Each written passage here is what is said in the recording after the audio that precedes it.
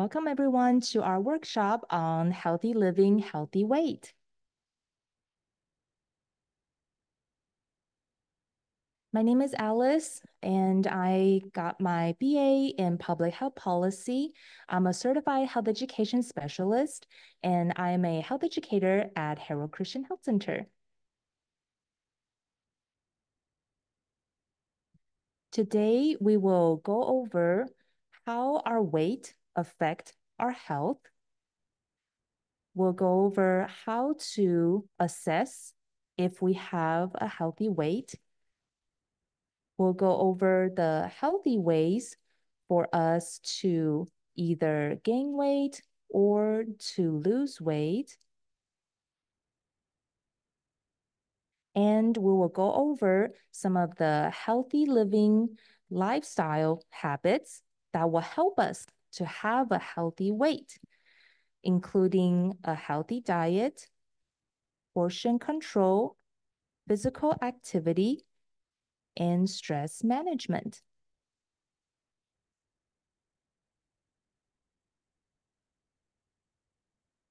So why is it important for us to have a healthy weight?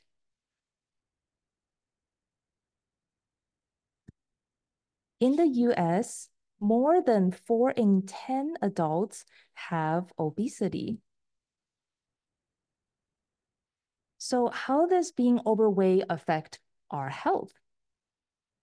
It can actually increase the risk of a lot of health problems, such as heart disease, stroke, diabetes, osteoarthritis, fatty liver disease, cancers, reproductive problems, asthma, and even Alzheimer's disease and dementia. These conditions can cause serious disability and even premature death. On the other hand, being too skinny or being underweight is also bad for our health. Being underweight can be associated with malnutrition, vitamin deficiencies, or anemia. It can increase the risk of heart problems, osteoporosis. It can decrease our immune function and increase the risk of illnesses and the risk for complications from surgery, such as infections. It can also lead to fertility issues and growth issues for children and teenagers. Being underweight can also increase the risk of Alzheimer's and dementia.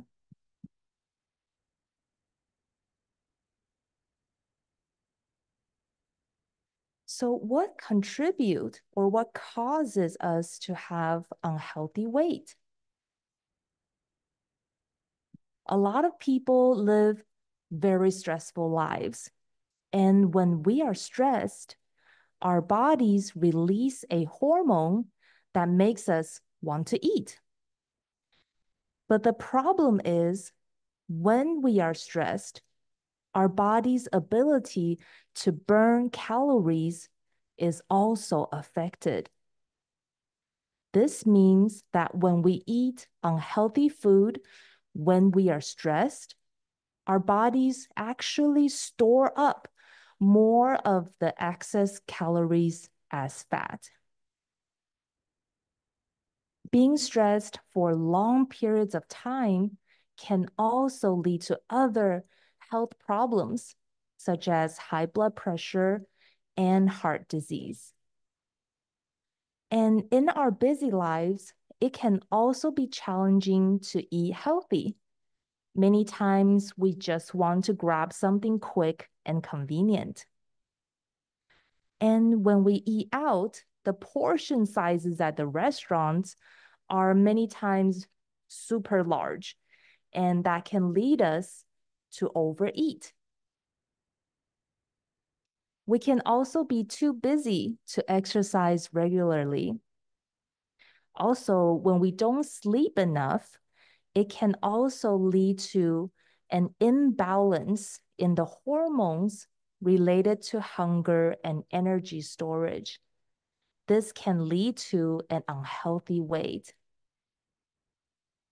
This is why it's important for adults to get at least 7 hours of sleep every night. Drinking alcohol can also lead to unhealthy weight gain. And when we drink too much alcohol, it can increase the risk of developing alcoholic fatty liver, which will make it even harder for us to have a healthy weight. There are also some unhealthy weight management methods that can lead to an unhealthy weight. We'll go over that in a second. There are also some medications that can have the side effect of weight gain. So you can talk to your doctor if you notice that some of your medications is causing this side effect. There are also some medical conditions that can cause weight gain. So how do we know what is healthy weight? One way for us to measure if we have a healthy weight is to use the body mass index, BMI. BMI is an approximate measure of our body fat based on our height and our weight. There is also online BMI calculators that you can use to calculate your BMI. So once you calculate your BMI, you can find out what it means. If your BMI is less than 18.5, that means you are underweight. If your BMI is between 18.5 and 24.9, you're in the normal range. If your BMI is 25 to 29.9, it is considered overweight. If it is 30 or greater, it is considered obese.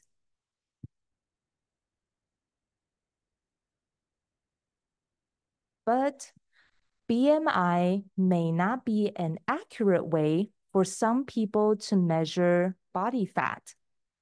For example, athletes can have a lot of muscles, and muscles are heavier than fat. So BMI can overestimate body fat for athletes. And for older adults, they may have lost some muscle. This means BMI could underestimate body fat for older adults. Asians and Asian Americans may also have an increased health risk at a lower BMI.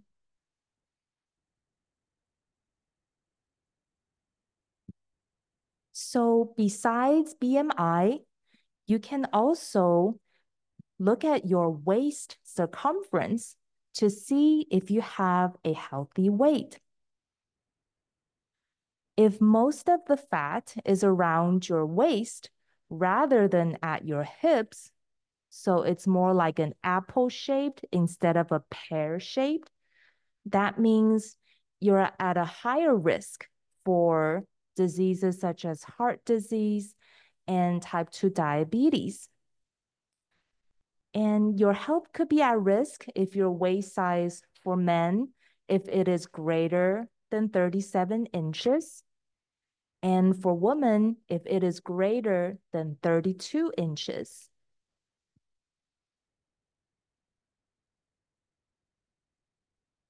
How do we measure our waist circumference? So use a tape measure, stand up straight, and exhale. Then wrap the tape measure just above your hip bones and in line with your belly button.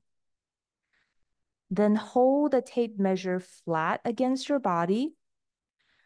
Don't make it too tight around your waist, and then you can take the reading.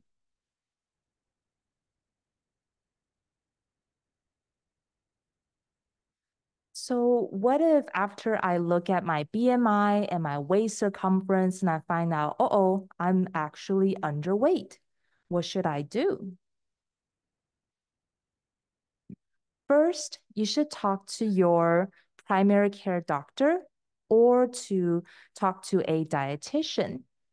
Your doctor can check your medical history and find out if there are any issues that could be causing the weight loss or the poor nutrition.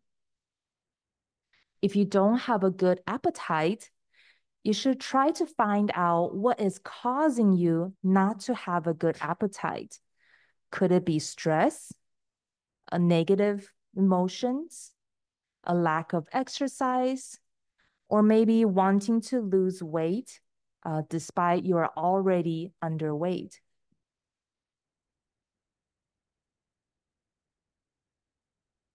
So, if you want to gain weight in a healthy way, try to eat less junk food or food that is not really high in nutrient value. Instead, try to eat more food that are rich in nutrients like whole grains, fruits, vegetables, nuts and seeds, and lean proteins like chicken and fish. If you don't have a good appetite, you can also try to eat smaller, more frequent meals. Exercise can also help you to have a better appetite and to build muscles. And muscles will lead to a healthier weight.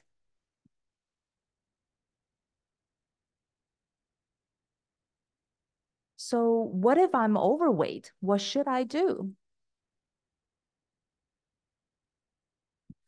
First, I want to talk about some unhealthy weight management methods. Some people may try to lose weight very fast, and they may have a period of time during which they restrict their diet and they eat very little to lose weight fast. But this usually won't last long. And when they return to the normal diet, they quickly regain all the weight and then they try to restrict their diet again. So their weight may go up and down like a yo-yo does.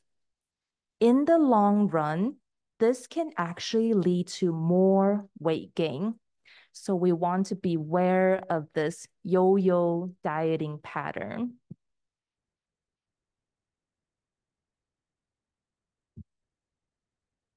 There are many fad diets out there that claim to be able to help you lose a lot of weight in a very short amount of time.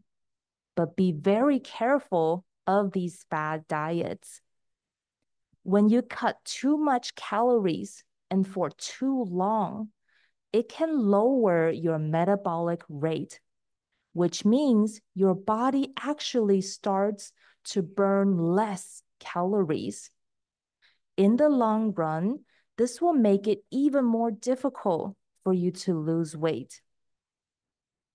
Also, be careful of diets that cut out macronutrients or entire food groups. For example, the keto diet, it cuts out a lot of carbohydrates, including grains and fruits. This can lead to malnutrition, a lack of fiber, and a lack of vitamins. The keto diet is also very high in fat, which can increase the risk of heart disease.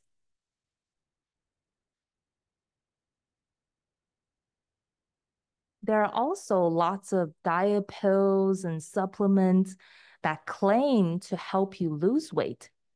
but be careful. Many of them can have effects on your health, on your body in ways you may not predict. And some of these simply don't work. And over the years, many over-the-counter dietary pills and supplements, they have become banned because there are harmful effects to health, such as increased risk of stroke, blood pressure, even seizures and psychosis. Even dietary herbal teas may not be safe because they usually contain ingredients that work as laxatives. And over time, if you keep drinking it, it can cause chronic pain and constipation. And people could become dependent on using herbal tea to be able to have bowel movement. Some people may want to try Chinese medicine or acupuncture to help with weight loss. It could work for in the short term, but in the long run, without lifestyle changes, such as healthier eating or exercise, it still doesn't work in the long run.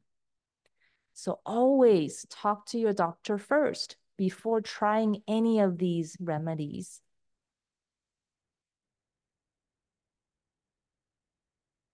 So if I'm overweight, how do I lose weight in a healthy way? If you're overweight, you can actually greatly improve your health just by losing 5 to 10% of your current weight. But of course, we don't want to just stop there. We want to keep going until we have a healthy weight. A reasonable pace for us to lose weight is aiming to lose around 1 to 2 pounds per week. If you lose more than 2 pounds per week, that means you are eating too few calories, and that can lead to a lowering of the metabolic rate, making it harder for you to maintain that weight loss in the long run. So aim to lose around 1 to 2 pounds per week. When we use more calories than we consume calories, that can lead to a weight loss. But we don't want to lose muscle or just water weight. We want to lose fat.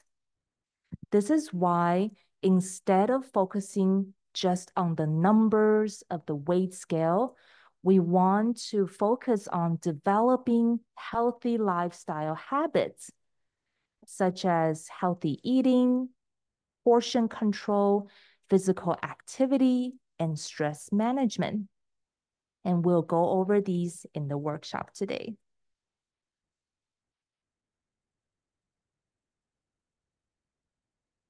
Now, for those who have tried to change their lifestyle by eating healthier and exercising, but still cannot reach a healthy weight, weight management medication could be an option.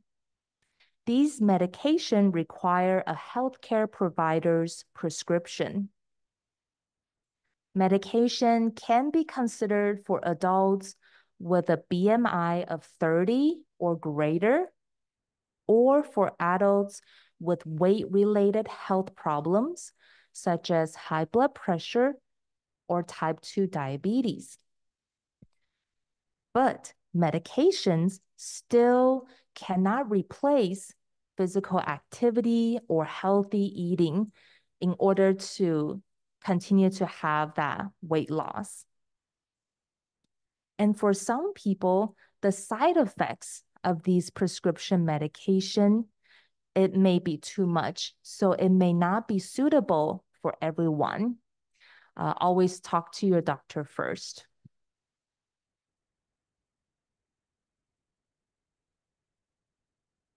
Now, for adults who have tried to eat healthier, exercise, and even tried medication, but are still overweight and have weight-related health problems, weight loss surgery may be an option.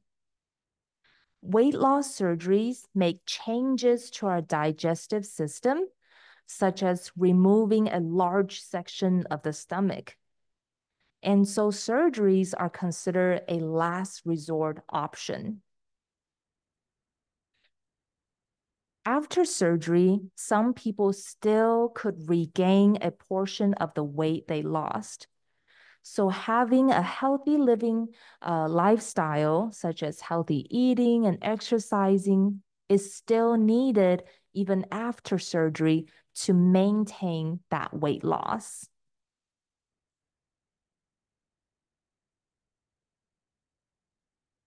All right, so now we're going to take 2 minutes to do some fun exercises. I would like to encourage everyone to stand up. Today's workout is low impact, it's all standing, and we're going to try and make it at least a little bit fun. A little bit fun. We'll have fun. Enjoy. Welcome to Real Start Movement, knees up into the hands. So, a new Real Start workout, a new Real Start workout plan with a new team. We have with us today, Kristen. How are you going? Really good. Looking forward to it? And Tash, how are you feeling? Ready and pumped? Good to have you back, as always. So today's workout is a multi-level session. Whatever your fitness level, you can get something from the session today, and that's the most important thing. Let's get stepping out for a second here. Just get our bodies warm and start looking forward to exercise. We actually don't have any official rest times today, but that doesn't mean you can't rest. You can pause and do things in your own way. Let's bring the hands in now, and I want one focus for you.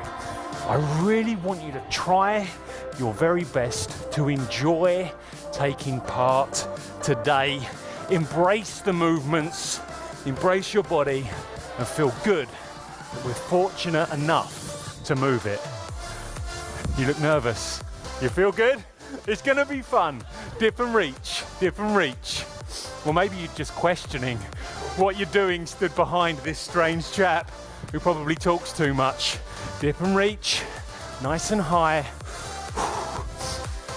And I think that that's the central focus of this whole plan, is we want you to work out with us at your pace and really enjoy taking part in the session.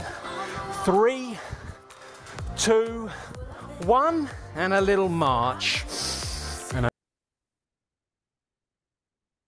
Thank you. You may have a seat. You all did so great.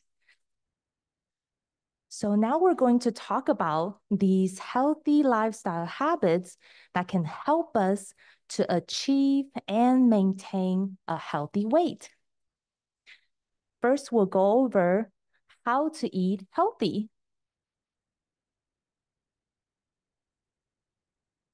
Here's a simple question. Why do we need to eat? We eat because we need to obtain essential nutrients. These are nutrients that our bodies cannot make, or they cannot make enough of. We need these nutrients to keep our organs functioning at their best and to protect our bodies from diseases. So we don't just eat to fill our bellies. We want to eat to be at our best.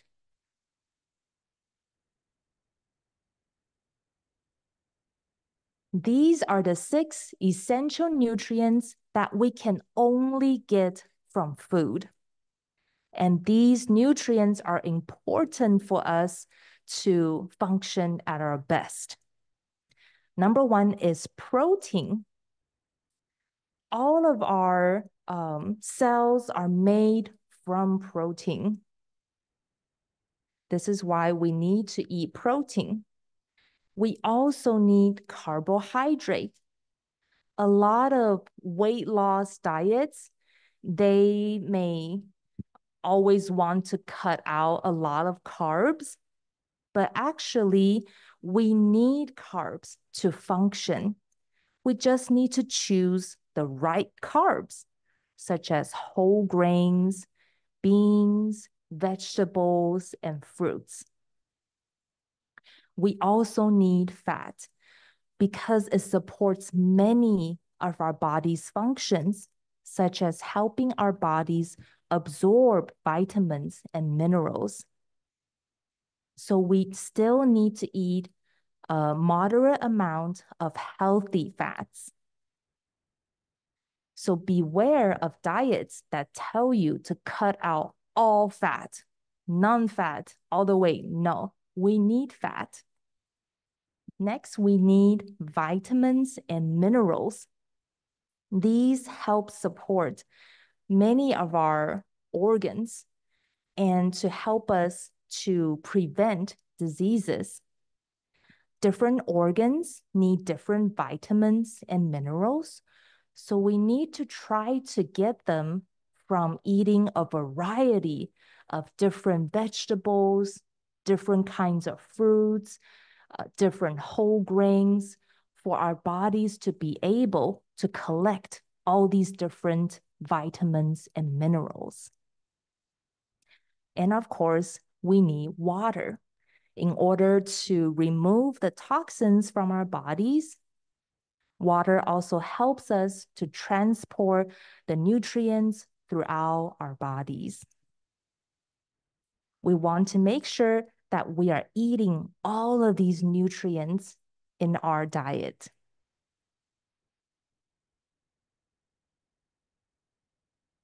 This is the healthy eating plate developed by Harvard School of Public Health. You can see that this plate is sectioned into 4 sections. So if we imagine just each of our meal is in the amount of this plate, we would need 1/4 of it to be whole grains, such as whole wheat, oatmeal, quinoa, brown rice. These are whole grains. And 1/4 needs to be healthy protein, such as fish, chicken, not fried chicken, beans, tofu, nuts. And we want to limit red meat and try to avoid processed meats like bacon or hot dog. And 1/2 of our plates should be mostly vegetables and some fruits. For fruits and vegetables, we want to eat a rainbow of different colors and different kinds so we can get all those different vitamins and minerals. And we also need some healthy oils.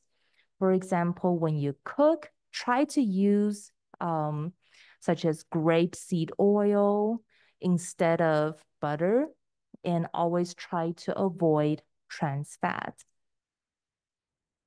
For our beverages, try to drink as much water as you can. Try to avoid sugary drinks like soda or energy drinks. Limit the amount of caffeine and limit milk and dairy.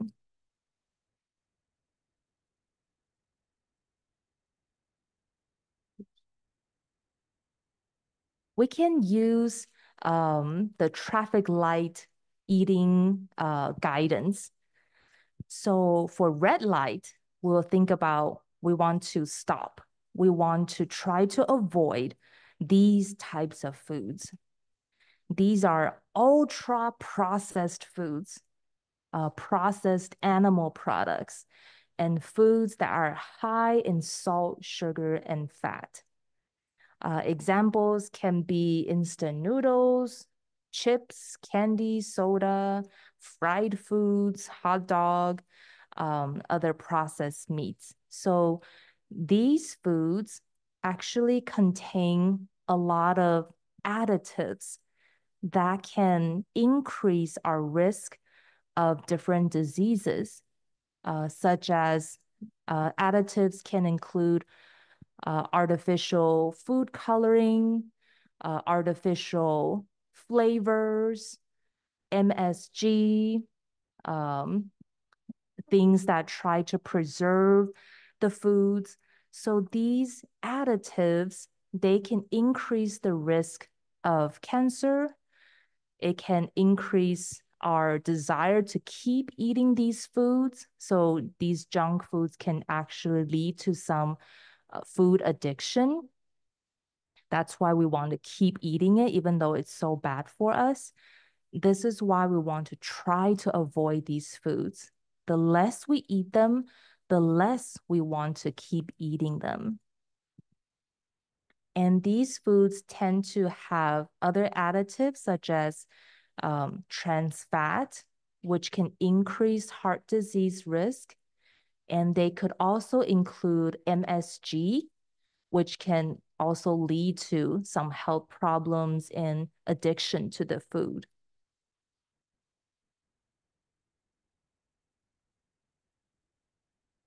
Next, the yellow light. So we want to be slow, right? We want to slow down. We want to take caution. So these foods we want to eat in moderation, such as processed plant-based foods, for example, breads, noodles, rice, and unprocessed animal products like meat, eggs, milk, etc. So these types of food we eat in moderation.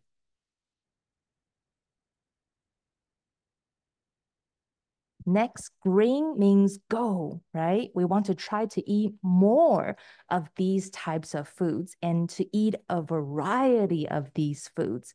These are unprocessed, whole, plant-based foods.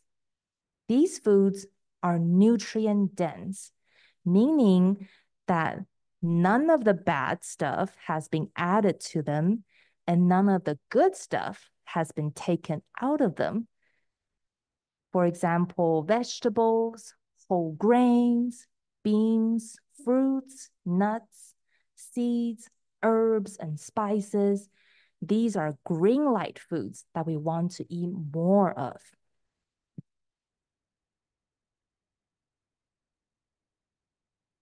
So that sounds like maybe we should just be vegetarians. Well, if you choose to be a vegetarian, you still need to make sure you are choosing to eat unprocessed whole plant-based foods because vegetarians, they can also eat unhealthy foods that are processed, high in fat and high in sugar and salt.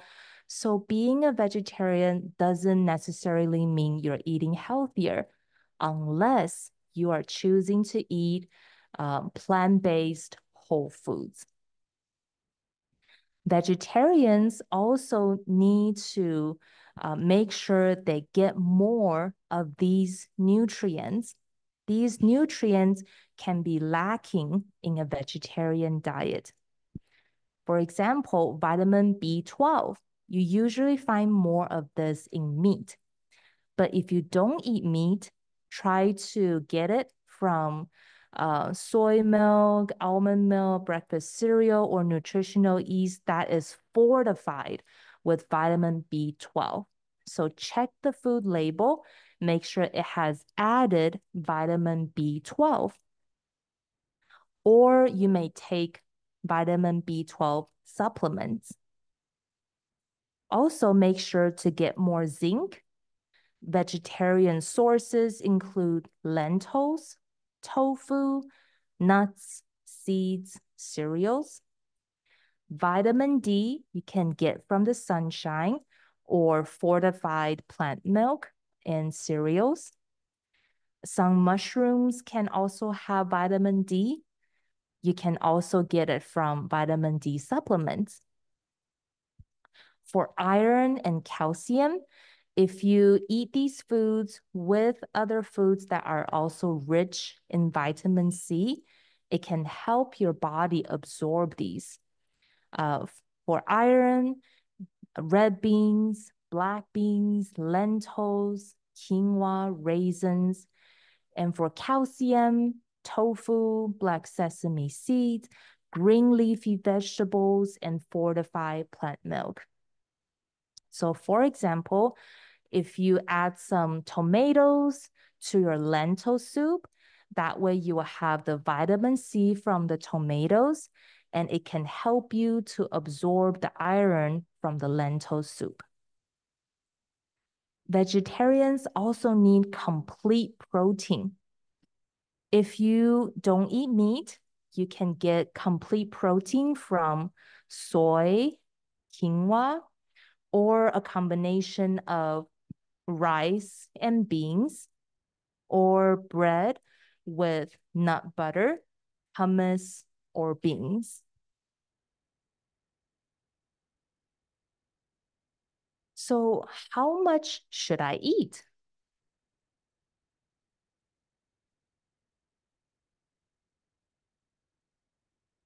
So, the healthy eating plate helps us to see how much of the different food groups we should eat.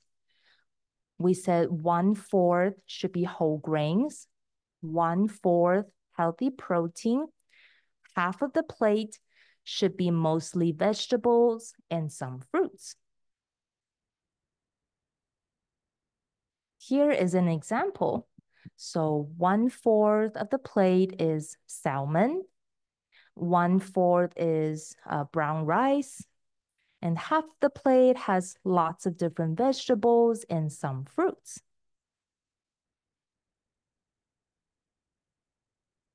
The My Plate website can actually allow you to calculate how many calories and portions of each food group you should eat each day. So if you go to myplate.gov, you'll be able to enter your age, your gender, your weight, your height, and physical activity level to find out how many calories and how many portions of the food group you need to eat. For example, maybe for you, you need 1,800 calories a day, and you will need to eat at least 2.5 cups of vegetables per day. So how do you know what is 2 cups, 2.5 cups? How much is that? We can actually use our hand to try to estimate the portion size. For example, the palm of your hand, not including your fingers, or if you have a very large hand or a very small hand, you can use a deck of cards to estimate. This is about 3 ounces, and it's used to estimate protein intake. So for example, for each meal, you will have a 3-ounce size protein, such as chicken or fish. And the fist is about 1 cup. So for example, a cup of cooked vegetables. And 1 cupped hand is about half a cup. For example, a half cup of pasta or a half cup of popcorn. And the tip of the thumb is about 1 tablespoon. For example, a tablespoon of peanut butter.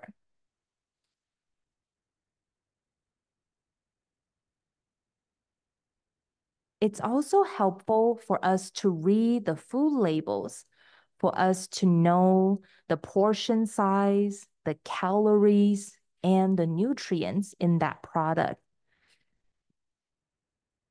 First, we want to look at the serving information. So serving size is 1 cup, and there are 4 servings in this 1 container. So if I eat the whole thing, that means I have to multiply everything here by 4. So this helps us to kind of understand how much is 1 serving.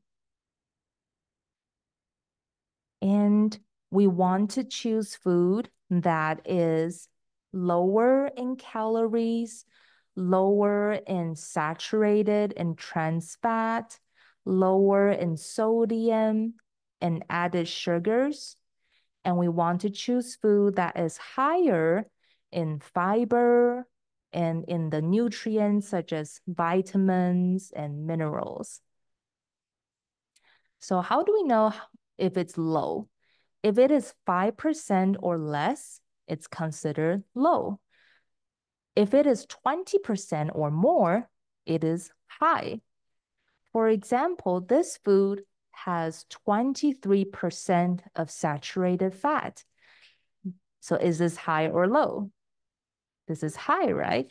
It's more than 20%. So this food is high in saturated fat.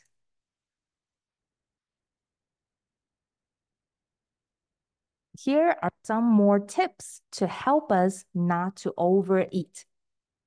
If we get, for example, a box of crackers, try not to eat it straight from the box. For example, if I just sit on the sofa and I watch a show and I just eat straight from the box, and then whoops, I ate the whole box. So we can try to portion control by pouring the crackers into a small cup first and then put the box away. That will help me not to overeat. Second tip, we can also try to use smaller dinnerware. So research has shown that when we use maybe a smaller bowl or maybe a smaller serving spoon, it actually helps us not to eat as much. And we don't feel like we have eaten less. So that's a tip that we can try. When we're eating out in restaurants, usually the portion sizes are huge, right? So when the server serve you the food, you can actually box up half the portion and just eat half and save that half for later. You can also consider sharing a meal with a friend. So you both order this one dish and we just share it. Try to avoid buffets and all you can eat restaurants because that just encourages us to overeat.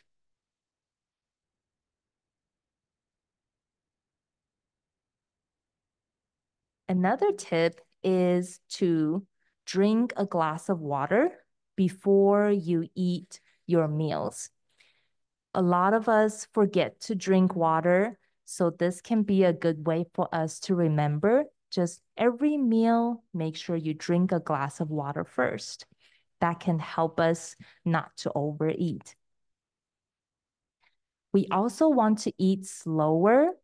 That can help us to eat less because it takes our brain about 20 minutes to register that, oh, I'm actually full already. So eat slower.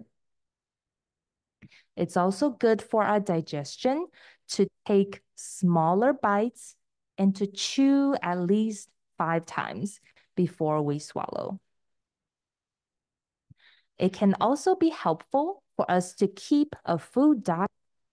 So basically, we record what we eat and drink for maybe 2 or 3 days so we can look back and see what are some changes we may need to make for us to eat healthier. If you can't remember everything you ate or drank, you can try to take pictures.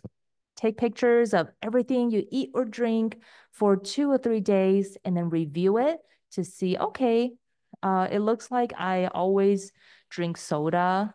Maybe I can change that to water for a couple of the days, and that can help me decrease the amount of calories and sugar.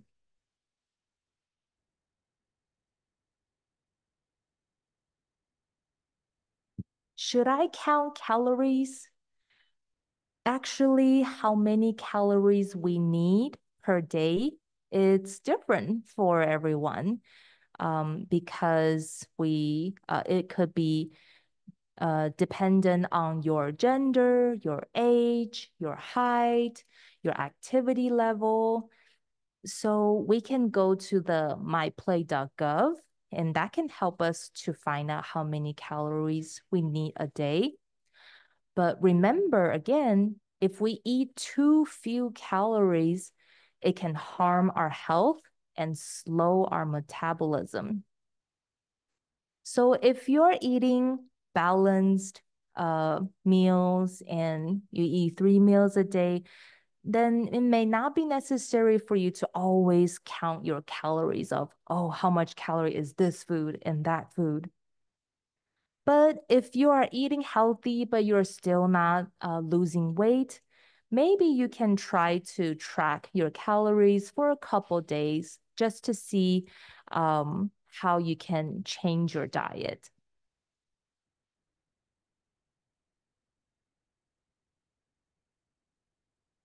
There are many websites and apps that can help you calculate how many calories you need and to track your calorie intake. For example, myplate.gov. You can also work with a registered dietitian to help you to be able to eat healthy and to lose or gain weight or to maintain your weight.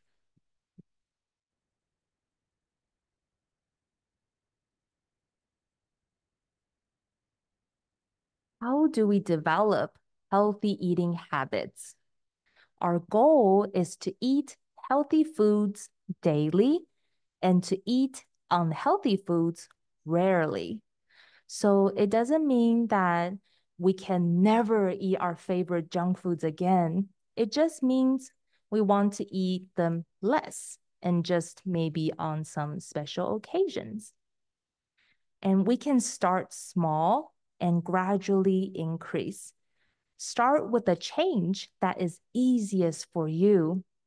And if you usually don't eat a lot of fiber, then I would recommend that you start slow and add 1 or 2 high fiber foods every week. Otherwise, your stomach may not be so happy. And habits take time to develop, and our palate can change. I realized that when I stop eating junk food and I start eating more of the whole foods, the fruits, the vegetables, slowly I stop craving junk food and I start to enjoy and want to eat more of these whole and natural foods more. So it takes time, but our palate can actually change.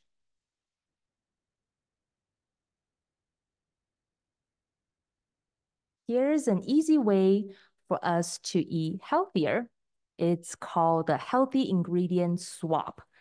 So when we need to use oil, we can try to avoid butter, lard, margarine, palm oil, and instead we can use some of these good oils in moderation, such as canola oil, olive oil, avocados, nut butters, seeds, salmon.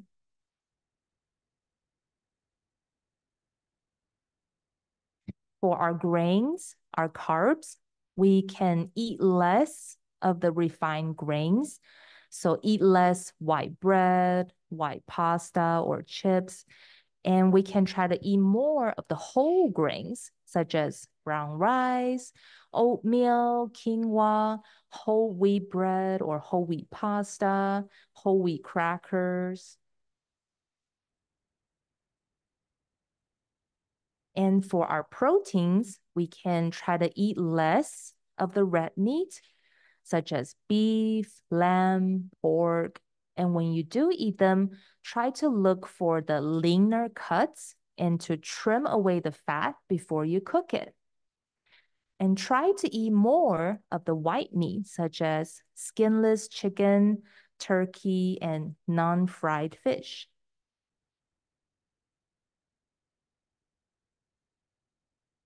Make one small change at a time. For example, try to store more healthy foods at home or at work and store less unhealthy foods. Try to add a fruit and some vegetables to your meals. Try to replace red meat with tofu, fish, or chicken. Try some healthy foods for your snacks, such as an apple, some berries, nuts, and drink more water and less sugary drinks like soda. That can cut a lot of unhealthy calories. Try to read the nutrition label and choose food products higher in fiber, vitamins, and lower in fat and added sugar. Try to choose baked, broiled, steamed, or grilled instead of fried or stir fried.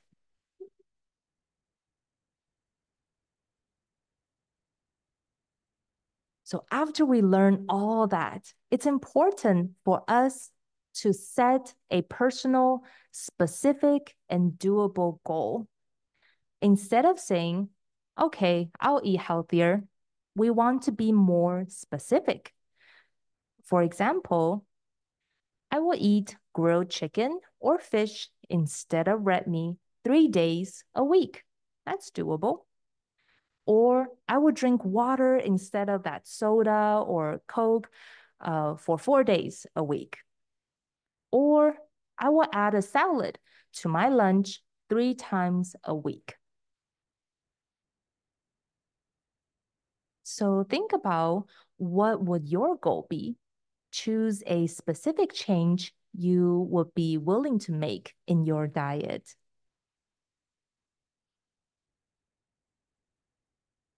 It's also important for us to prevent emotional eating if we want to have a healthy weight. What is emotional eating?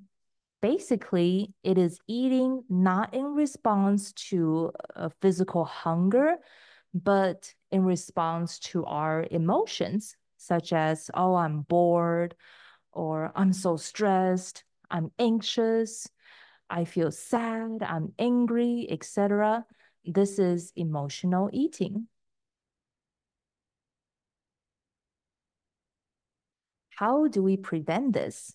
We need to identify when we tend to eat for emotional reasons. For example, maybe when I'm watching TV, that's when I tend to eat a lot of crackers or junk food. Or maybe when I can't sleep at night, or when I'm bored, I'm tired, or I'm sad and stressed, or when I'm happy and I want to celebrate. So when after I identify these situations, I can try alternatives. For example, if I'm stressed, I can try a breathing exercise or take a short walk, listen to some music or a podcast. It's also helpful to avoid watching content that would make me want to eat unhealthy food or to binge eat. For example, maybe there are pictures on Instagram that when I look at the food, I want to eat it.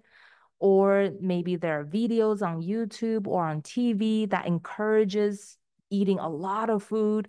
So I would avoid watching those to help me not to binge eat or to eat emotionally.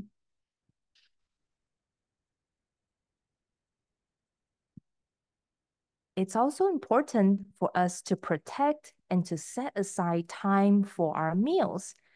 That way we can actually eat slower and chew thoroughly and enjoy the food. It's also good for us to exercise regularly. That can also help us with our stress management. When we have enough sleep, 7 hours at least every night, that can help us not to keep craving a lot of unhealthy food. And when we have a healthy diet that has a lot of fiber and good protein, it will help keep us full. And we want to try to avoid skipping meals. And stress management will help us not to have emotional eating.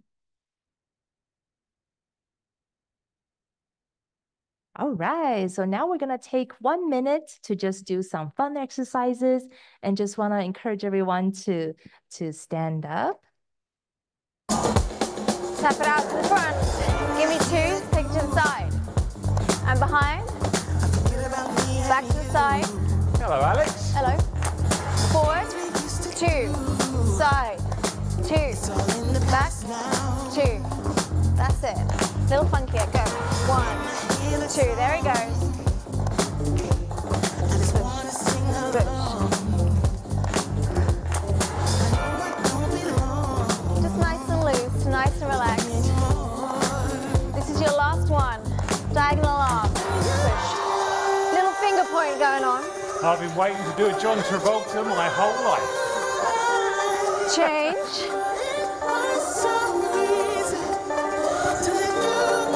Okay, we got a march. Bring the energy, come on. Watch the arms. 1, 2. That's it.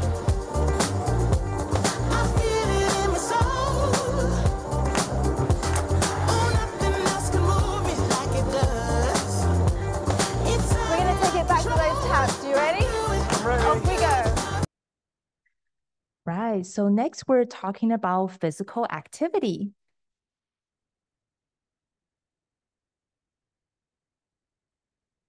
There are so many benefits when we can do regular physical activity. It can help us to achieve and to maintain a healthy body weight. It can help us to build and keep our muscles. It can keep our bones strong. It can reduce risks for a lot of diseases, such as heart disease, dementia, diabetes. It can boost our immunity so we don't get sick as much. It can improve our mood and relieve stress. It can help us to sleep better. And it can help us to maintain good energy levels.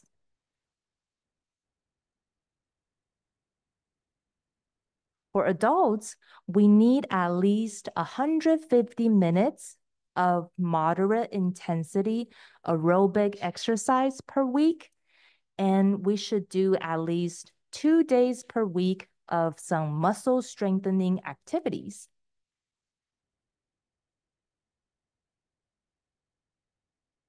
So aerobic exercise, some examples are walking, jogging, dancing, biking, playing basketball, or swimming.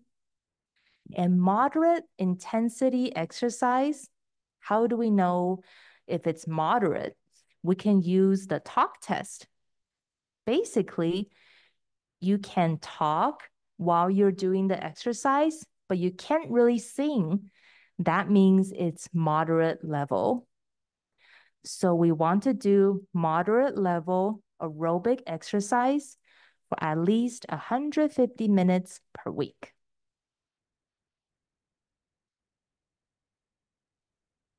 For at least 2 days a week, we also want to do some muscle strengthening exercises. These will help us to build or keep our muscles. And some examples include push-ups, sit-ups, lifting some weights. You can use those resistance elastic bands, or even daily activities such as you're carrying heavy groceries, or you're lifting your kids or grandkids, or you're climbing stairs.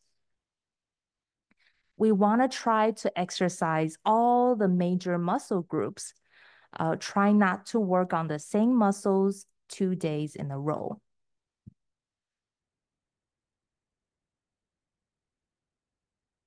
Some exercise tips.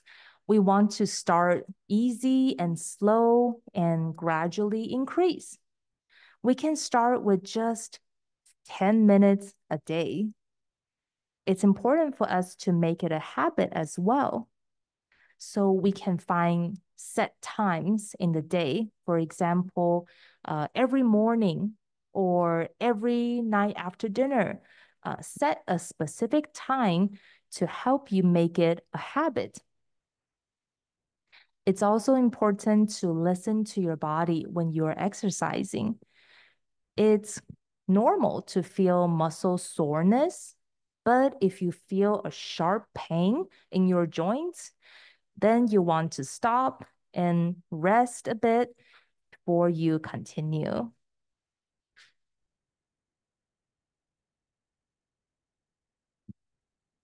It's also a good idea throughout the day for us to move more and sit less.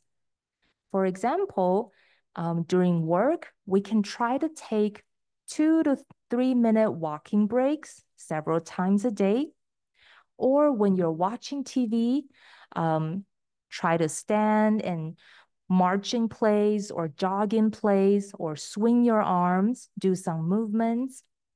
When you're on the phone, try to pace around while you're talking on the phone. And try to take the stairs instead of the elevator.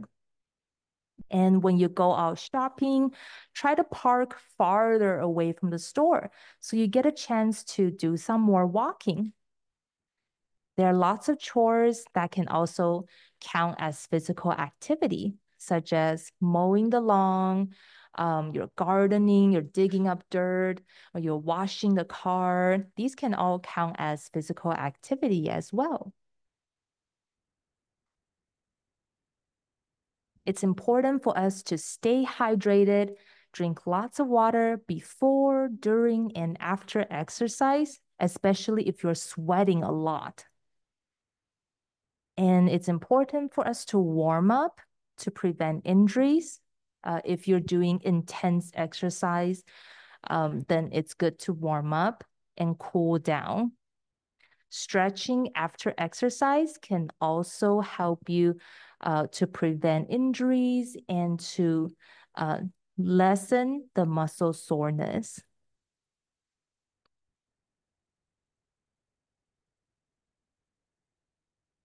How do we stay motivated to keep doing exercise? Do what's fun for you, such as gardening, dancing, hiking, biking, maybe hula hooping or jump roping. Choose what you think is actually fun and enjoyable. You can also consider joining a gym or take a fitness class, such as Zumba, or work out as a group, go walking together, or with a friend, you can go to the park together to do some exercise. You can also track your progress and plan to reward yourself.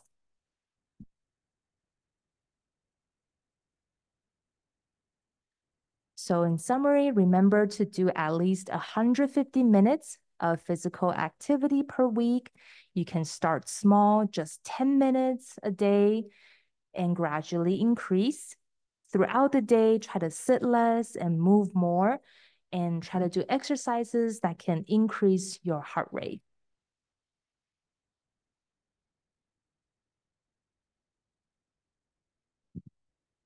So again, it's important for us to set a personal, a specific, and doable goal instead of, okay, I'll exercise more.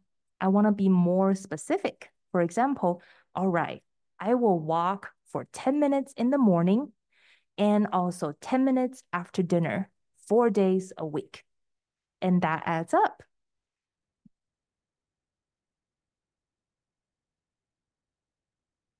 Last, we're going to talk about stress management.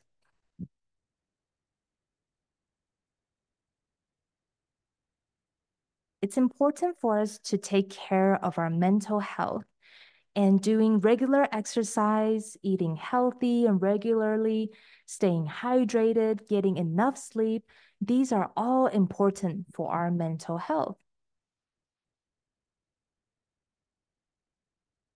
Relaxing activities such as muscle relaxation or breathing exercises are also helpful for stress management.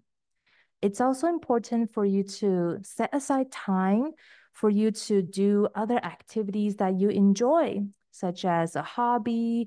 Maybe you like to play with your pet or play with your kids, or you enjoy gardening or doing scrapbooking. So take time in your week to be able to do these fun activities for your mental health. It's also helpful for us to get outdoors and to enjoy nature and to be with our family and friends. We can also use resources in our community, such as the community center, the library, the park. They have all kinds of free activities and resources. And if you feel that your negative emotions, such as stress or depression or anxiety, these are actually affecting your daily life, please talk to a mental health professional. Don't wait until symptoms get worse. Now we're going to try a relaxation technique. This is called progressive muscle relaxation. So let's sit comfortably in our chairs. And basically, what we're going to do is we're going to tighten up a group of muscles for 5 seconds. And then we relax for 5 seconds. And then we move through these different muscle groups. So it's called progressive muscle relaxation. Ready? So first, we're going to tighten our face muscles. So basically scrunch your face really tightly. And I'm gonna count to 5.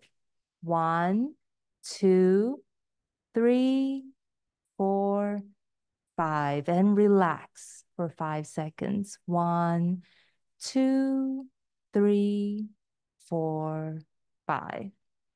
Next, we hold out our arms and clench our fists really tight for 5 seconds.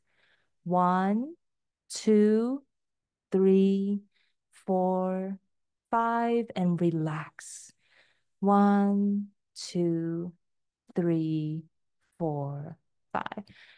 So when you relax, you're basically, you have your arm down. Okay. Next, we're going to tense our shoulders. So you tense your shoulders like this for 5 seconds. 1, 2, 3, 4, 5, and relax. 1, 2, 3, 4, 5. Next, you would tense up your legs, straighten your legs in front of you for 5 seconds. 1, 2, 3, 4, 5, and relax. 1, 2, 3, 4, 5.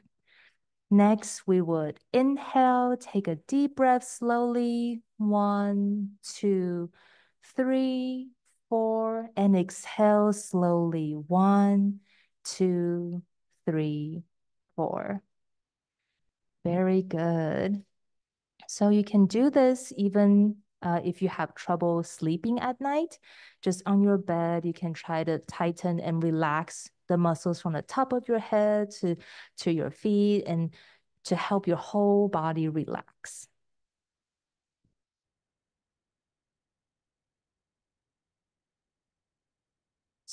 So here are the key points. Being underweight and overweight are both bad for our health. And we want to focus on developing healthy lifestyle habits, not just on the numbers, on the weight. And these include healthy eating, portion control, physical activity, and stress management. And for each of these, we want to set specific and doable goals to help us live healthier and happier. We can start with small changes and then keep going. Thank you very much, everyone.